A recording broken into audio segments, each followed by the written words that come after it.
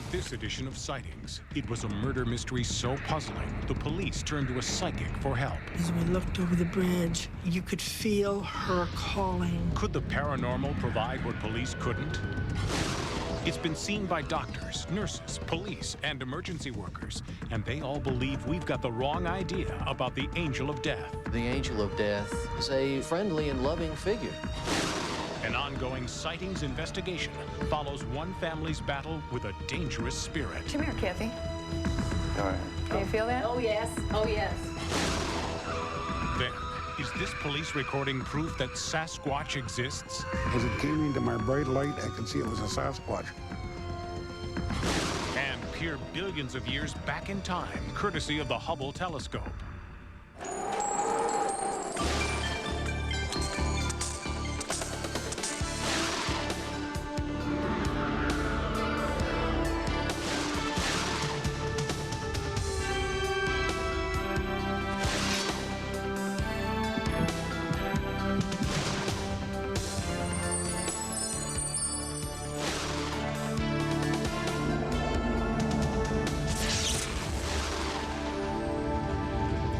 Welcome to Sightings. I'm Tim White. Just 10 years ago, psychic detectives were a joke. They were a nuisance for police departments trying to solve baffling cases. Then a strange thing happened. Sometimes the callers were right. Sometimes their psychic hunches turned out to be true. A few historic cases in the 1980s forced police to look at psychics with new respect. And one of the cases that changed law enforcement's attitude dramatically was the case of Mary Cousette.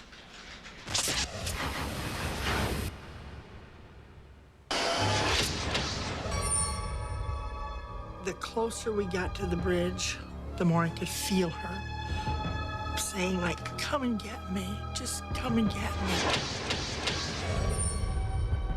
She doesn't want to hear the voices of the dead. She doesn't ask to receive visions of unspeakable crimes and the final agonizing moments of a victim's suffering. But there they are, an immutable part of Greta Alexander's life.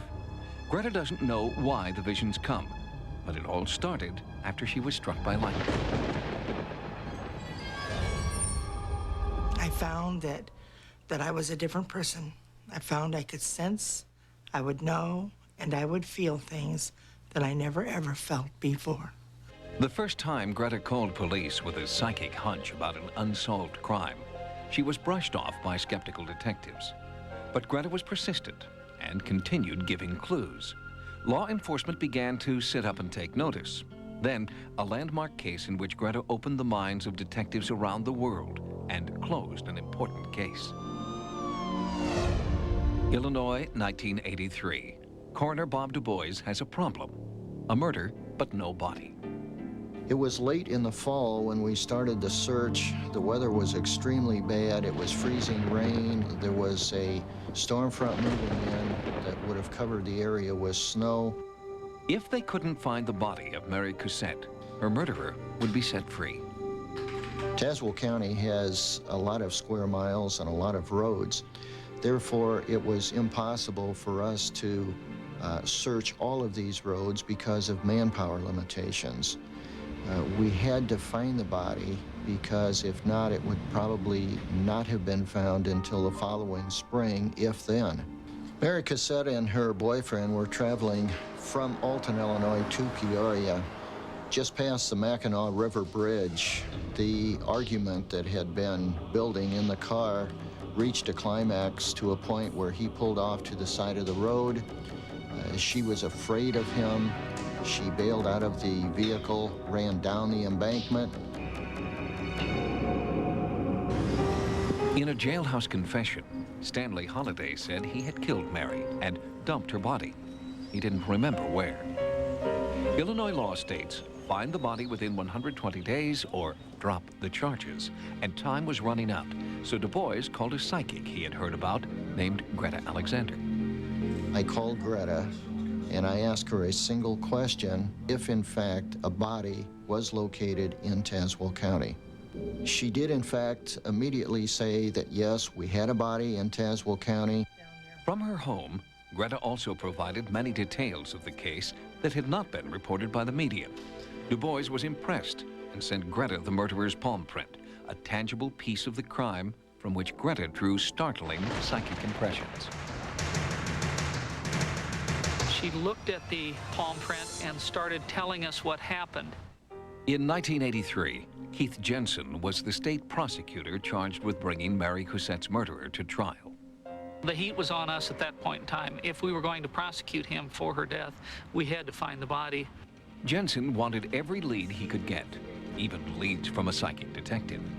In her mind, Greta returned again and again to this bridge over the Mackinac River.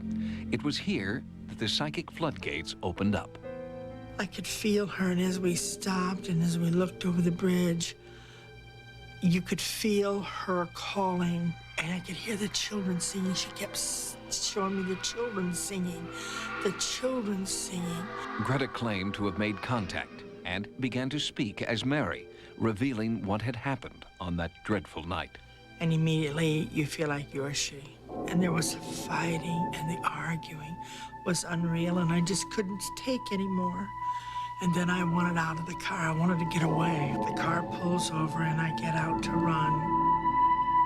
And then, oh, my back, as I'm accosted, and I'm rolling down and down and down, and then my body comes to a rest.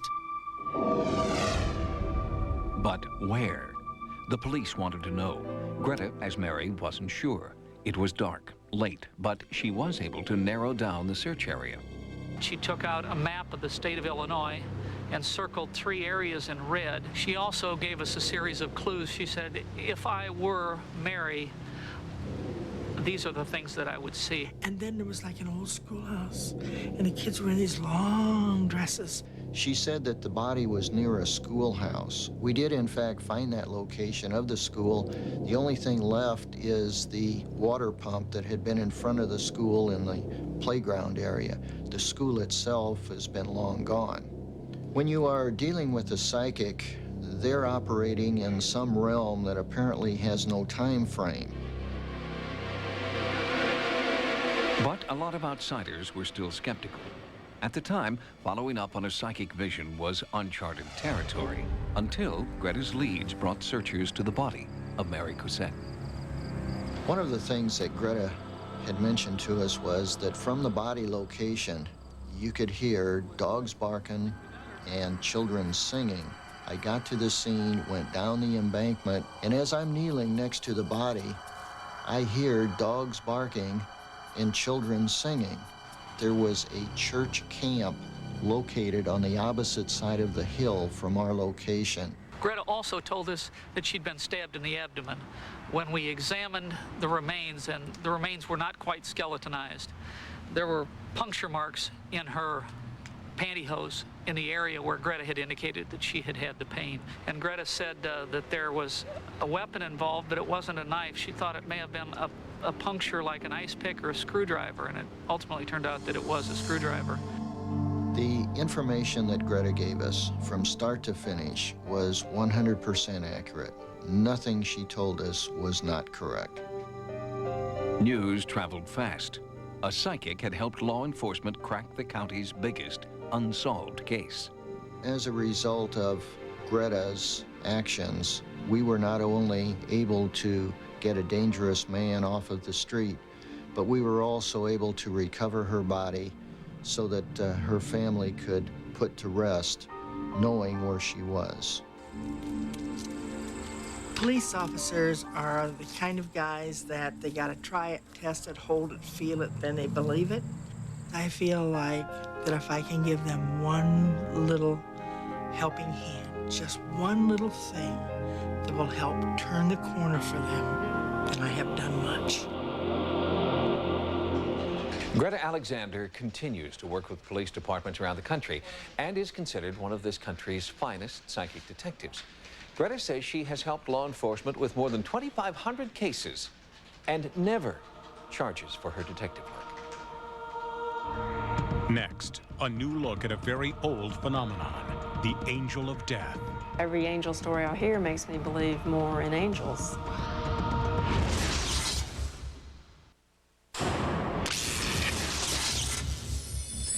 Many people who have been declared clinically dead, only to be revived a short time later, tell remarkably consistent stories about what we can expect in the afterlife. The warm, welcoming light at the end of a mysterious tunnel is the now familiar hallmark of the near-death experience. But survivors at the bedside of dying loved ones also have a story to tell, of radiant beings who they insist are a far cry from the legendary angel of death we know as the Grim Reaper.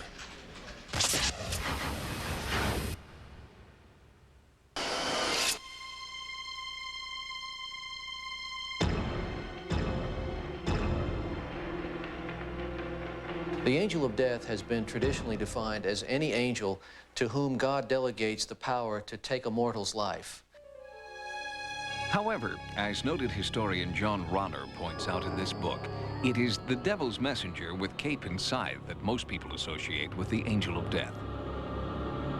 The angel of death in our culture goes back primarily to the Bible, where angels are dispatched for the purpose of bringing death. During the Middle Ages, that image of a beatific angel ferrying the dead to heaven changed to the horrible visage we know today. But as the millennium draws to a close, there is evidence that the angel of death has returned to its original protective being. The good news is that generally the angel of death, contrary to the darker legends, is a rather friendly and loving figure. Recently, angel researchers like Ronner have seen a remarkable trend. Survivors, family members, and even their doctors are sensing the presence of a radiant protective angel that waits beside the dying. Jack Allman has worked with the Greensboro, North Carolina Police Department for over 26 years. As a patrol officer, violent crime and traffic accidents were part of Jack's routine. I witnessed death quite often, probably on the average of once a week. I've always been very skeptical of angels or any other claim of religious experience like that. Through my training as a police officer, I was trained to be skeptical of things.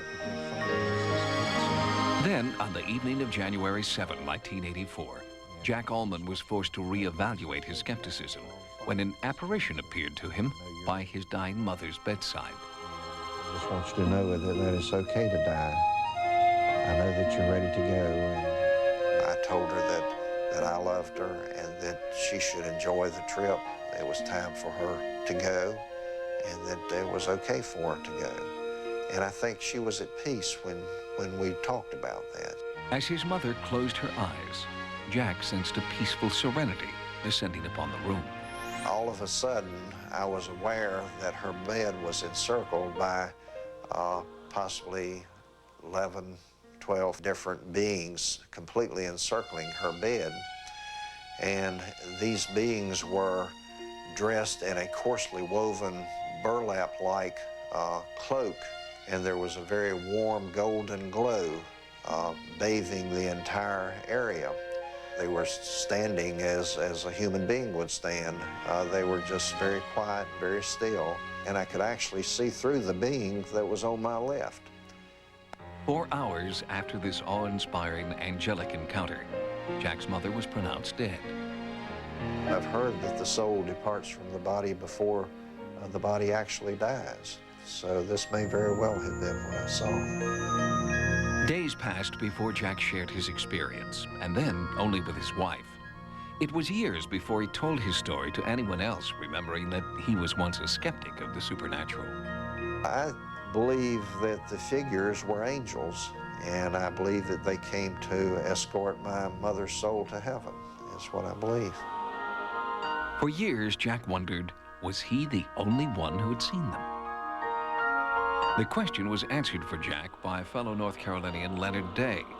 Day is an author and counselor whose extensive angel research is included in his books, lectures, and in his artwork. He came to me and he explained the entire encounter, and I said, yes. I said, you had an angel encounter. He had what we call a true case of an angel interaction. Leonard Day has interviewed over 100 people with terminal illnesses and has found that a staggering number of them have had angelic encounters, identical to Jack Allman's. It is believed that this glow that they are seeing is the actual radiance of the power of God, and it is their power source that they are bringing with them. But, Day says, he has also researched angelic apparitions which appear in animal, human, or abstract form. Linda Davis is a registered nurse whose personal encounter with the angel of death took an abstract form. 6 years ago, Linda was on duty at the hospital when she saw what looked like a cloud of smoke hovering over a dying man on a stretcher. And when the cloud went away, the patient died. And it was just always been my belief that that was the angel who came after him. I believe in that case that the angel took on the form of a mist that was probably the departure of the spirit of this loved one departing and going on. You just feel awe when you see something like that because you feel like you've been given a glimpse, a little bit of a glimpse of the other side. Hey, hotshot. Partly because of her angel experience, Linda is dedicated to promoting hospice care because it allows her patients to die at home, among loved ones, in an atmosphere conducive to a spiritual encounter. I've had them tell me that the angel came and took me and showed me heaven, showed me where I was going. This is very common. In fact, it's more common for it to happen than for it not to happen. Dr. Ann Alexander is an internist who works in the emergency room at an area hospital. Dr. Alexander believes that modern science and advancing medical technology sometimes inhibit the appearance of the angel of death. We've taken dead people and we've kept their body alive, but there's more to a person than just their body. There's their soul. And if the soul isn't getting anything out of life, then what good is just the clothing?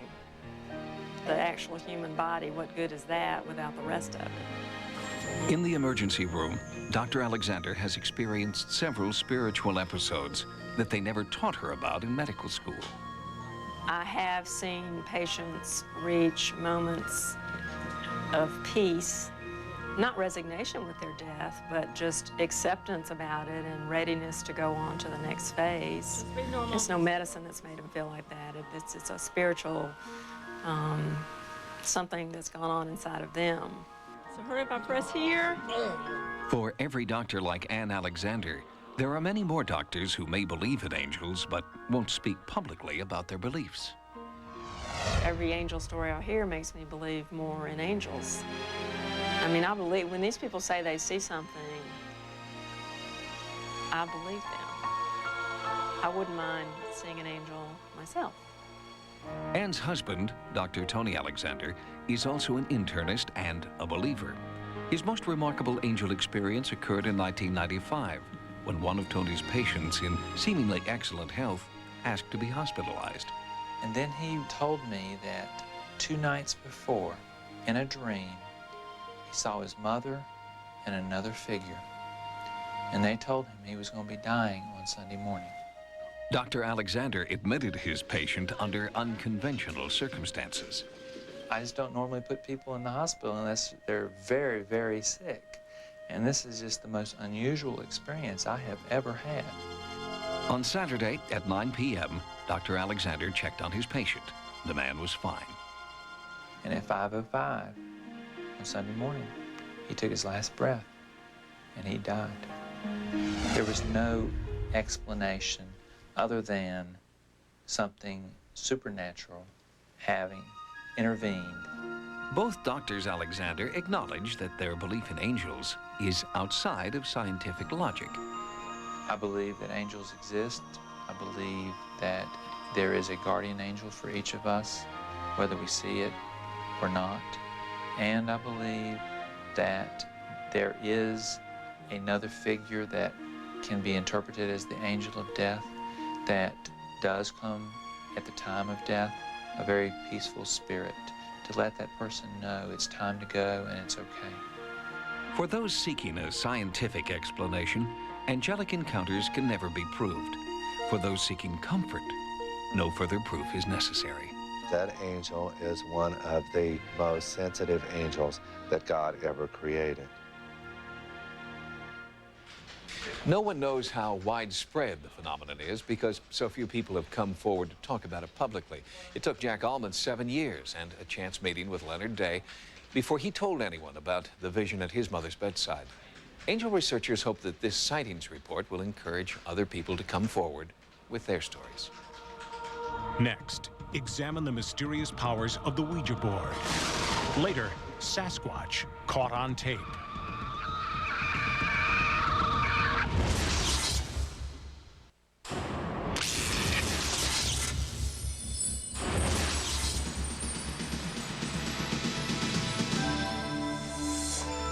Here are some of the stories Sightings is following in the news.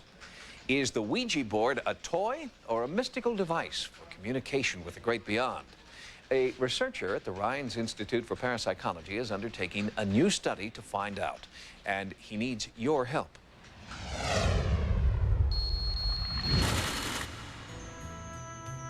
In Durham, North Carolina, researchers at the prestigious Rhine Research Center are trying to unlock the mysteries and myths of the Ouija board. Is this ancient device a parlor trick or a prophet? What's primarily happening is that there's something, going through the person's mind or brain and then down to their hand that's guiding the pointer. As far back as 500 BC, the triangular device called a planchette was used by mystics and metaphysicists as a conduit to divine instruction. Now, researcher Dr. John Palmer is trying to determine if the power of Ouija does in fact come from a paranormal source. You have a sender in a room upstairs who's attempting to transmit a simple one-syllable word to one or two recipients who are seated downstairs. And what they're trying to do is to get the pointer to approach certain letters on the board, which we're hoping will either directly represent or be associated with the word that the sender is trying to transmit. Dr. Palmer is also studying claims that the Ouija board can conjure up supernatural beings. The phenomenon is called automatism, where the person using the planchette feels that some external source is guiding their hands over the board. One theory is that the source of the communications are spirits. The other theory is that these come from our own unconscious minds. And of course, it could be a bit of both. Research into the source of the enigmatic power of the Ouija board is ongoing, both in Dr. Palmer's Rhine Institute laboratory and in a nationwide survey and test available through the Institute's website.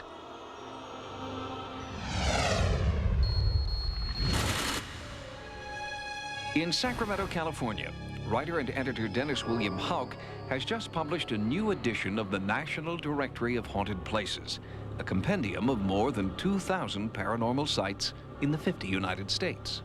The book started as a kind of a reference book for researchers. We wanted to assemble our best cases, and it was kind of a competition with our British counterparts, and we just wanted to show that we had a lot of good cases on record. As we got into it, though, we realized that a lot of these cases were still going on, and we wanted to make a directory that people could actually go to and visit and maybe perhaps see something or encounter something. This edition is Houck's second directory to reportedly haunted houses, UFO landing sites, sacred places, and other supernatural locations. It updates entries from the first directory, including new sites and omitting others that have since been explained. Hopefully we're going to update the book every couple of years. Like in 1994, we had the first edition. This edition represents perhaps an extra 250 cases that have made it into it, and we dropped probably another 100 cases. Houck has visited over 300 of the published sites, and during his last 7 years of research, he has found that activity is on the rise.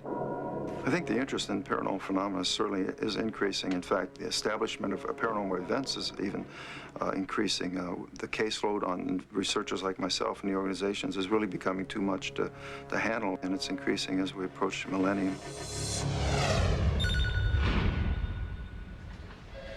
We'll have more stories in the news next time. Now, here's what's coming up as Sightings continues.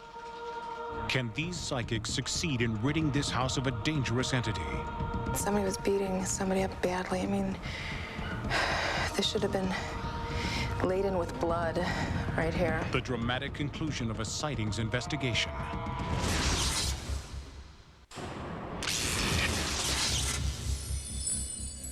A lot of paranormal investigators believe that there are invisible doors between this world and the next. and that these cosmic portals allow spirits from the past to visit the present. On recent editions of Sightings, we've brought you the haunting story of the Johnson family, who are finding out that a ghost door can open anywhere. And you never know who is going to show up.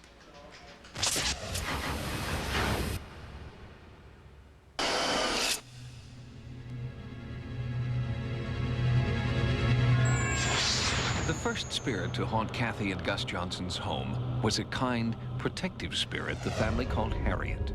But when Kathy helped Harriet move into the light, the door was left open and a new, malevolent ghost moved in. Paranormal investigator Rob Conover, along with psychic investigator Jorianne DeFrey, are now faced with a dangerous mission. They've been asked to contact and then eliminate the evil entity. When I walked into this house, I had the sense that this house was haunted. You could tell that there was energy here, but it wasn't clear at that time what kind of energy. I want to walk around and just get a sense of what's going on, what I'm picking up. I might be hearing information, so I'm just going to kind of talk to myself and see what I pick up and feel. When I started going down the hallway and I started feeling the heaviness, the sick to my stomach, that's when I could tell that something very, very negative was here. Conover had been the original investigator, but Jorianne DeFrey had never been in the house before and knew nothing about previous investigations, and yet her psychic impressions were dead on. I'm feeling a heaviness. It's heavier, it's denser, it's thicker. The air. Really bad. It's really bad. People were getting beaten. There was a lot of little, I could see some little girls going back and forth, but somebody was beating somebody up badly. I mean, this should have been laden with blood right here. The psychic visions Jorianne recorded on audio tape also validated the findings of two other psychics who had surveyed the house. They all evoked the spirit of a brutal man named Jonathan Grady. Really good. I think you've got a lot of activity here. A lot of activity. A lot of strange things going on. I definitely think Jorianne sensed Jonathan and got the same feeling that we all had and that other psychics had told us, and that he was an evil person. All right, so we'll take a walk through here. Now, DeFrey and Conover join forces to search out the portal that will lead to Jonathan Grady. And immediately, Jorianne is drawn to the stairway, where a thermal camera had earlier picked up an anomaly. She then went into the bedroom, where Rob had detected extremely high levels of electromagnetism. This was the area of my first confrontation. Oh, is it really? With the bad spirit. Here. Okay. And I drove him See, I've got goosebumps all over the place. We could walk over and we could feel about this far out of the wall, all the way to this part. The coldness. The coldness. I was able to visualize the presence. I was able to see the entity. And it was a very, very, very ugly being. Right here. But it was in Kathy's daughter's room that Jorianne felt she could almost reach through to the other side. When that moves. It's moving. Yeah.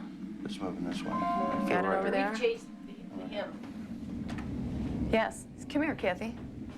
All right. Can you feel that? Oh, yes. Oh, yes. When we first walked into the bigger room, it was very, very cold, much colder than the hallway, and there was no reason for that because the temperature's all the same upstairs. But there was definitely coldness. The electromagnetic reader on a couple of occasions did register in spots where it shouldn't have. And there were a couple of spots and a couple of times when it did move a great deal when I felt and sensed the entity was around. Both investigators felt the presence of John Grady was now with the group, and they laid out a strategy. I would like to actually start cleansing each of the rooms. And as we're doing that, call in the white light to cleanse each and every room as we're going along. Jorianne began the cleansing process in the basement, where Rob Conover had first claimed to encounter the violent entity. I want you to visualize this beautiful bolt of light, like a white tornado, just going around this whole room. I'm getting a feeling in here Also getting a good reading in here. Coming back here, okay. If this is the entity that's in the house, I challenge you at this point to show yourself to me. There is energy here. I feel like he's moving now. And he, according to this, he is too. Room by room, the cleansing continued until they came to the bedroom and the door that Jorianne sensed there. We found a vortex in that same room, and we worked at closing down the vortex. All right, so my sense is here. If you can visualize this, this opening that's about in this room, and that's going through this, permeating this wall to the other room, just start visualizing this thing getting smaller and smaller and smaller. And as a last resort, when we were trying to close the vortex, we realized that the spirit was still very, very present, and he wasn't going to go anywhere. I'm calling you forward now to my presence. During a ritual that resembled a seance, Rob, Jorianne, and Kathy all felt that an evil spirit was moving among them, challenging them to fight. In that process, I was then, and I'm very grateful because I could see this entity, very, very ugly. When I sensed him, the same animosity was there, the same negativity, the same challenge. Come on, you guys think you're so smart. You know, try to get me. What was going through my mind was I was determined to do exactly what she said to help rid the family of this entity. When she began telling me what I was going to see, of course, I began seeing that. You know, as soon as my head dropped, I just kind of knew that I was going to be kind of used so Rob could hear this entity speak and what the entity was saying. There was a physical confrontation in my mind between me and an entity. It's time for you to go. You're not wanted here anymore. I saw myself just physically fighting with this thing, and to the point where I did subdue him and get him into this box and push him into this abyss that I was seeing in my mind. Emotionally, I could feel it. My jaws were tight. They felt tired afterwards. My body felt tired. I felt like we had done it physically. This is a hole that has to be like that which goes on forever. Going down, down, down, down, down. Sometimes the spirits can come back, and you'll have to keep redoing the process. But it looked like, as of today, while we were doing this process, that it was a successful process. All we can do is wait and see. We'll just keep our ears open and our eyes and see if he's gone. I believe at this point, yes, Kathy and her son, her family should have a lot more peace in this house. My conclusion is I hope it is concluded. But if it's not, I'll be back. The best hopes of Jorianne Dufresne and Rob Conover seem to be coming true. Kathy Johnson reports to Sightings that so far, the spirit of John Grady has not come back. And Kathy says her whole family is relieved to think that he has, probably, closed the door behind him. For a number of Native Americans, the ancient myth of Sasquatch is very much alive. They tell us not to look into his eyes because he can steal your spirit.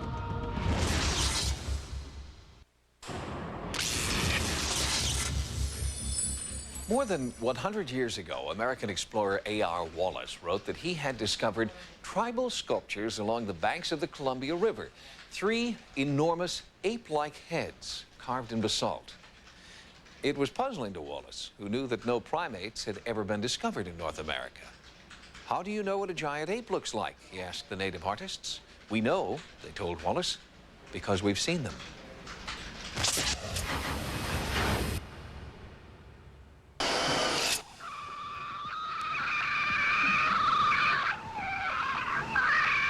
This field recording is believed to be the warning call of Bigfoot.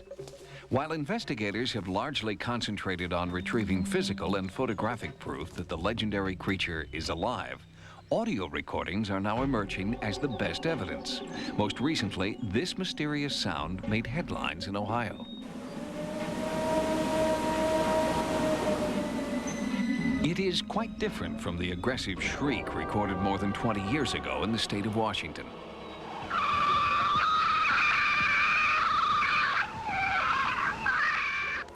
It's a very high-pitched, squealing, blood-curdling, make your hair stand on edge scream. The sound was recorded by Chodish Katam Wichtelum, former police officer and elder of the Lummi tribe, which has a tradition of Sasquatch encounters. For them, the creature lives. Our old people, like my grandmother, tell us stories about Siatko Salmaquist. You people call him Sasquatch. They tell us if we run across him, not to look into his eyes, because he can steal your spirit. These are the legends the old people talk about. In the American Indian tradition, all of the tribes of the coastal Northwest have a common belief about Sasquatch or Bigfoot. James Swan is a naturalist and cultural historian who has studied the folklore of many tribes. Modern Western culture jokes at Bigfoot, but in the Indian culture, Bigfoot is serious. This is a real being, a real creature with spiritual powers that lives in wild places. It's a guardian of sacred places, and it's not a joke at all. All these people that seen him, who had an accidental run-in with him, all got affected the same. They went into shock. In 1974, I went duck hunting in the evening about 6:15, 6:30. And I looked up, and this thing got out of the ditch, and I froze, and I got my knees start shaking, and that was Bigfoot. After that, I sold my guns, and I never did go hunting again, you know? In the Lummi Nation, the oral tradition of tribal lore is now being written down by elders and tribal police. This is how we know that 1974 and 75 were banner years for Sasquatch encounters. According to records, there were over 1,000 reported sightings during that period, and Officer Chodish Katam took down most of them. In 1975, I answered so many calls on him that people were making fun, saying that we were seeing things, that we were smoking dope, that we were drinking or something. There was no such thing. And the more they taunted about it, the more I wanted to prove there was such a thing without killing him. I did not want to kill this animal. I wanted to prove that he existed. And on a chilly, moonlit night in 1975, Chodish Katam had his closest encounter of the beastly kind. It is an event burned in his memory. November the 22nd, 1975, at 2 a.m., I received a prowler call at Emma Smith's residence on Scott Road. I was going north on Chief Martin Road, which is just off from the Scott Road. I could hear this screaming. I could see this thing running right toward my car. As it came into my bright light, I could see it was a Sasquatch. He had his mouth wide open, showing me all of his teeth. He was coming at me in an aggressive manner. His radio was on, and police dispatch recorded the moment the aggressive creature confronted the officer.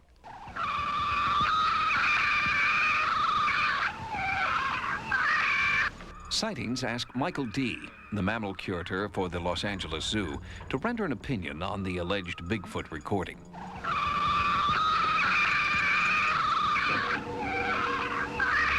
I've heard it, and it's like nothing I've ever heard before. It's a noise, but whether or not an actual creature made that noise, I can't determine that. It doesn't sound like anything that I am familiar with, and I certainly am familiar with almost all the mammals that are in North America and their calls.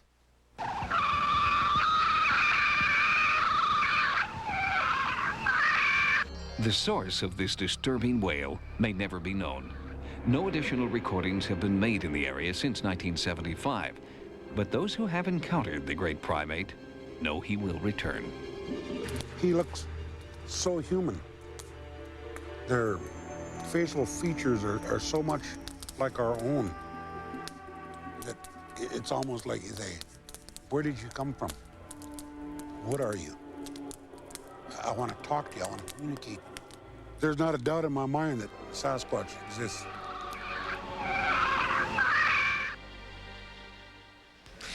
The Lummis are not the only indigenous people who believe in the reality of Bigfoot.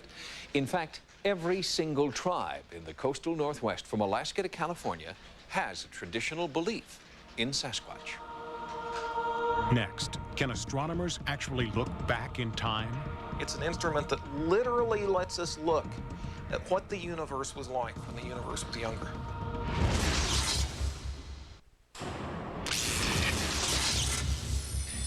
If you could travel back in a time machine, where would you go?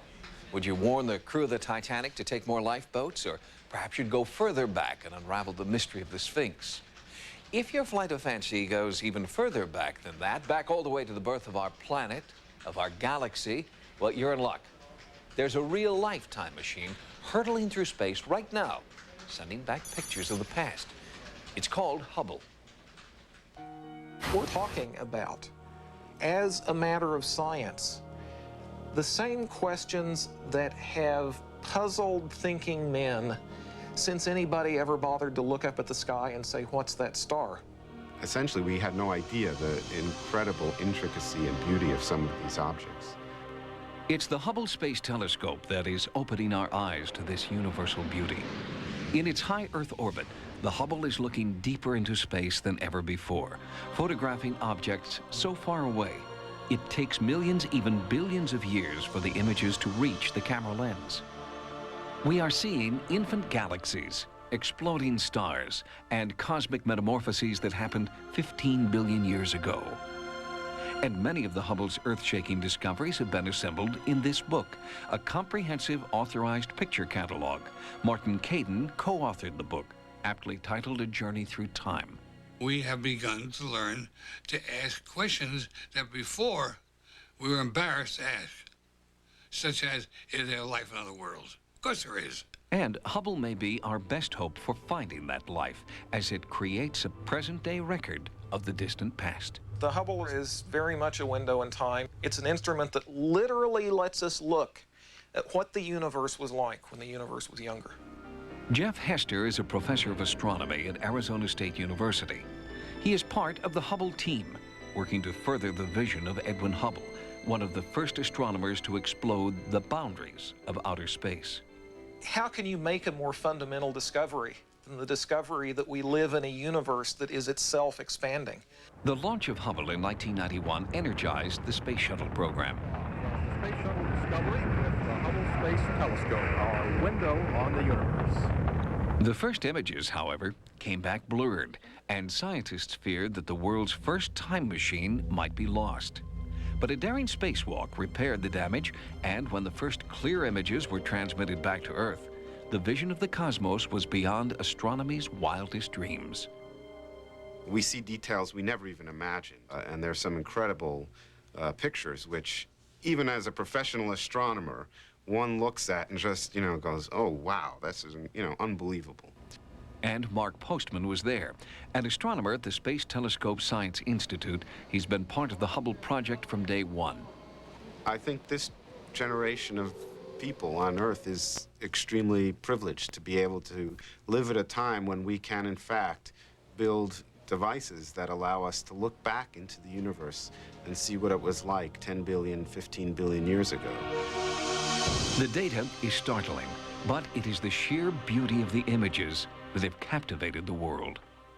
Essentially, we're seeing the way these galaxies were 5 to 10 billion years ago. And that just allows us to really make important breakthroughs in understanding how they have come to be. What we're really studying is how you and I came to be here. It's a fascinating place out there. It is absolutely alive, and we're just beginning to understand it. It's a pretty damn good time to be alive.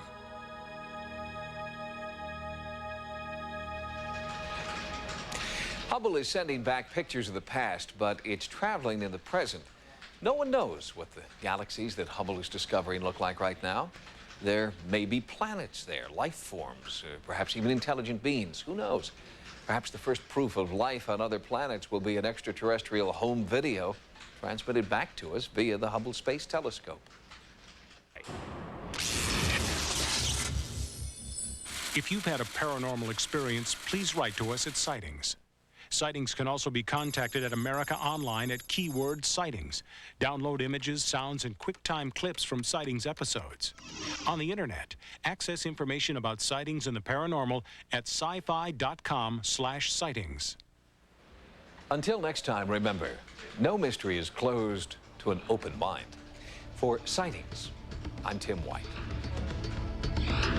Next on Sci-Fi, Dark Shadows.